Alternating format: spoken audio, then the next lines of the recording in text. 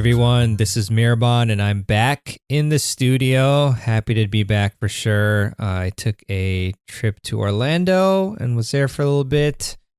And it's nice to be able to have my microphone that I usually use for these episodes. I'm not sure if you noticed any difference in the quality. You probably did. But in any case, for this episode, I want to walk you through a private lesson that I took at the USTA National Tennis Center in Orlando, Florida.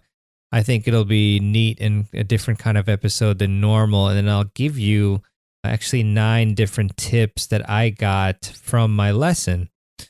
And, I'd stayed in Orlando for quite a bit. And then at the very last moment, essentially, within the last few days of leaving, I decided to book a lesson at the tennis center. And I just asked the front desk for a lesson, and then I gave them my playing history and level. And interestingly enough, when the instructor came on the court, she said that they told her that I had not played for 10 years, but was a former college tennis player, which I had never said I hadn't played for 10 years. But anyway, that's besides the point. I know you want to just mainly hear the tips, but it was interesting. It was very hot. It was like 90 degrees plus. So I definitely was hoping I would get through the lesson okay, but I brought a hydration drink to help me out. I think it was from Precision Hydration. Just poured some into my water bottle, so I was good to go. But yeah, so my instructor came onto the court. She was a younger former college tennis player named Maria. And, I'll be totally honest, for a few seconds, sometimes your brain goes into critical or negative mode. I was thinking or wondering, how much I would learn from my instructor, but she was actually great. And what we did first, of course, was a short court warm up. I arrived a few minutes early and did some dynamic stretching like I always preach. So then we did the warm up, like I said, and then we hit from the baseline for a bit, just down the middle, so Maria could assess my strokes and whatnot. And then we did some cross-court forehands and backhands.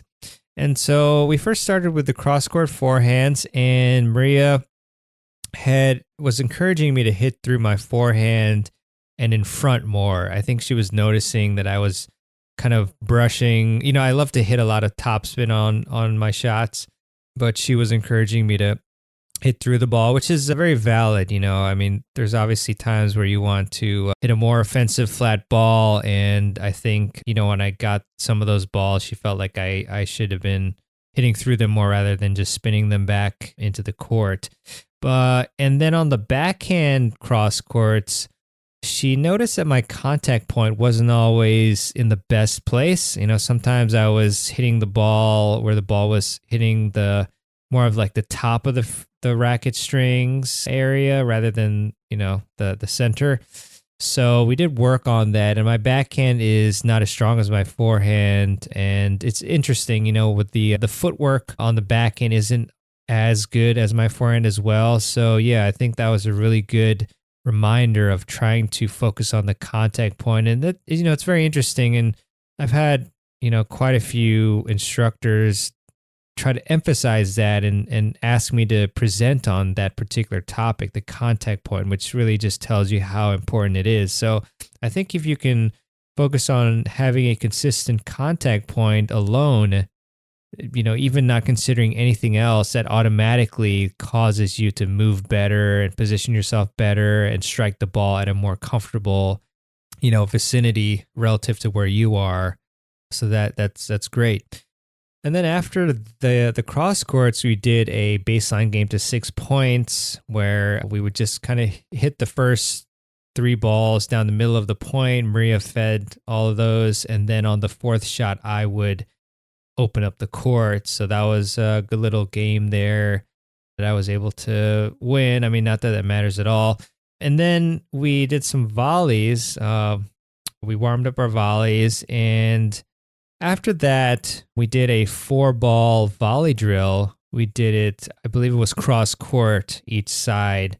So the 4 balls, the first one started at behind the service line, and then on the 4th ball, I would finish hit a finishing volley.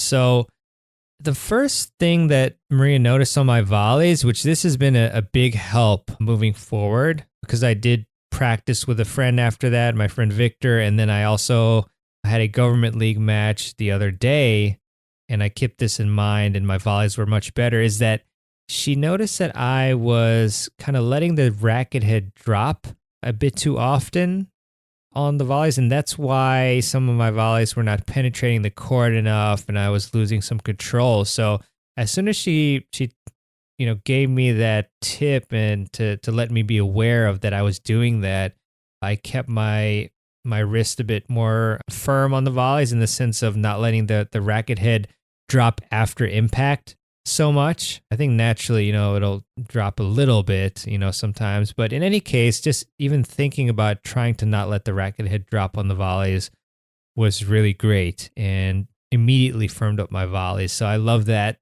tip. That was great. And that's something that I think if you're struggling on getting enough depth on your volleys, enough pop, you want to think about that. So we did cross court 4-ball volley drill each side.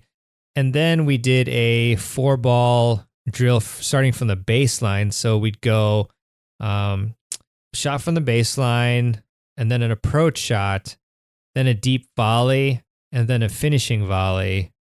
And that was really great. And one tip that I got during this drill was to hit strong approach shots. Otherwise, the volley would be tough. And that was very valid too, because on some of these approach shots, I was kind of placing it a bit more and not, obviously placement is very important, but, I had the opportunity to be more aggressive on these balls and hit a heavier approach shot. And I, in some of those cases, I was kind of just hitting it to hit the ball. I don't know if that makes sense, but in any case, just being more aggressive with that approach shot. And that doesn't mean trying to hit the lines or anything like that, just hitting it deep in the court, heavy. It's an important point to think about, because the better of an approach shot you hit, the easier volley you'll have most of the time. And then I got a reminder on the finishing volley to hit to the net player's feet. So that was a great tip too, just to keep that in mind. And, when you're doing these drills, as what I really like from Maria is that she would constantly remind me that, of strategy relative to like what we were imagining the points to be like. So Maria actually put like a basket of balls, an empty one on one end, simulating the doubles player at the baseline, and then a bag near the net, simulating an opponent at the net, which just kind of helps when you're trying to be as realistic as possible during these drills. So yeah, that was a good one. And then also just in general, kind of like I just said a little bit, but thinking about where to hit shots based on the position of opponents.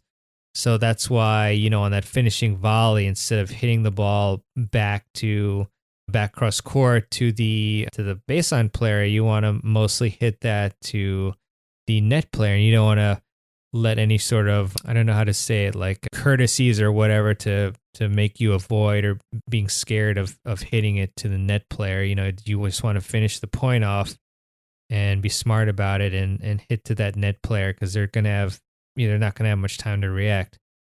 And then I think at that point we had about 15 minutes or so left, and then I went to the other side with Maria and we practiced my serve. So I hit a bunch of serves, and the main thing of all the things that she recognized was just my ball toss. So, at some points when I was asked to hit top spin or kick serves, my toss wasn't placed quite as well as it could have been. So that was a big emphasis for her to get that ball placement correctly, that ball toss in the right place behind the head to more easily generate topspin. So, and then what I really liked as well was we did not only the serve, but then she added some drop feeding. So I would simulate the serve +1 where I would serve wide, and then Maria would drop the ball, and then I would hit a forehand to the open court. And when we did this drill after a few shots, Maria noticed that on some of my serves, I wasn't balanced, on the finish of the serve, which is very important because as she mentioned, if you're not balanced, then you're not going to be as ready as you could be for that return. So if you hit your serve and you're off balance and then somebody hits a well-placed return, your body is not in position to react quickly. So that is important and can make the difference between you winning or losing a point for sure. And then, that was the 8th tip, actually, to be balanced after the serve.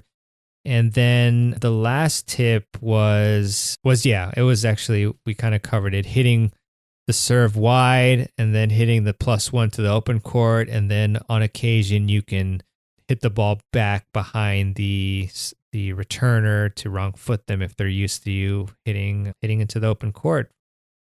So, that was pretty much the lesson. I don't know how long this episode took really to go through that, but I enjoyed the lesson. And, a lot of these points, if I had not taken that lesson, I wouldn't have, discovered it until, later on. And I really do think that, if you have the opportunity to take a lesson with a good instructor who can look at you and your game and give you these tips, that they are well worth the cost of the lesson. I think they charge about $70 at the USTA National Tennis Center, so pretty reasonable too. Beautiful facility there as well. They're not paying me, to say any of this stuff, but if any of you have the chance to go there, then I definitely would go. I mean, they have like 100 courts there. Like, I'm not exaggerating. They actually have 100 tennis courts. And then they have a bunch of other, I forget, it's like padel and pickleball courts and stuff. But it was pretty cool because I think a lot of Jorge Capistani, who's a great coach and person, a guest of the podcast and the summit. And he hooked me up with Mick from the National Tennis Center. And Mick gave me a tour, and it was awesome because I got to actually finally meet Satoshi Ochi, who is the head strength and conditioning coach over there, as well as Dave Ramos, who does a lot of great work there. And is, when I met Dave, he was preparing like a presentation for Coco Golf, I think it was, on strategies against her next opponent. So, and it was pretty cool, their setup over there. So, just really neat. I really enjoyed going there and taking that lesson, and I wish I had played there even more. So just want to recap these 9 lessons that I learned during my private lesson. And they are: hit through the forehand and in front. So pretty much be aggressive with your forehand. Be aware of the backhand contact point, hitting, just positioning your body and your feet and everything so that you can hit the ball at the proper contact point.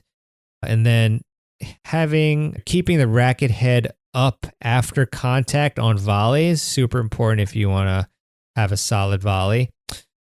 The 4th one is to hit strong approach shots, otherwise you'll have a tougher volley to deal with.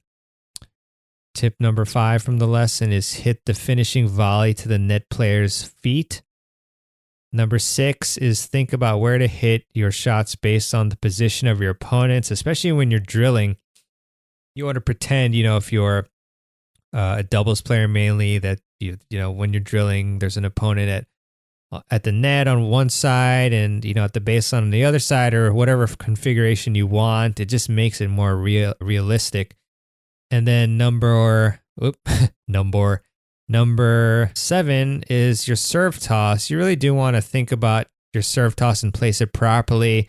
I mean, oftentimes that's the biggest issue, like especially when you're double faulting in a match. You want to just kind of figure out, are you actually tossing the ball in the proper place relative to the type of serve you want to hit? Number 8 is to be more balanced after the serve so that you're prepared to hit the opponent's return if there is one that comes back. And number 9 is to implement the serve wide +1, which is usually hitting to the open court. So those are the lessons that I learned from a private lesson at the USTA National Tennis Center. This was a short but sweet episode, I think. Sometimes I don't know how long I've been talking for, so this could be 2-hour episode? No, I don't think so. Yeah. So I hope you enjoyed this little sneak peek into a private lesson that I took. And I just love learning from coaches and getting pointers and improving my game. That's really what it's all about. And once again, just investing in yourself and your game. It's really fantastic, when you make that investment and then you get these pieces of advice that you can then train and implement in your game and then play much better. I mean, it's, these things are priceless, in terms of the joy it gives somebody for improving. So anyways, that's all for this episode, and I'm looking forward to bringing you all some great episodes to come, and I wish you all the best. And just to close, if you all enjoyed this podcast episode, I really would appreciate it if you would subscribe to the Tennis Files podcast. So just hit that subscribe button in your podcast app of choice that you use to listen to the show. Also want to leave you with a quote, as I often do at the end of the show. And this one is by Tyra Banks, a well-known model, but businesswoman and a lot of other things, great entrepreneur. Tyra said, "Never dull your shine for somebody else." Love that. Definitely follow this piece of advice. All right. Well, okay. I think this is actually it now. I'm done with the close and really excited to be back. Had a great vacation, but ready to go to work for you all. So wishing you all the best and be safe and play a lot of tennis and keep improving your game. This is Mirabon signing out.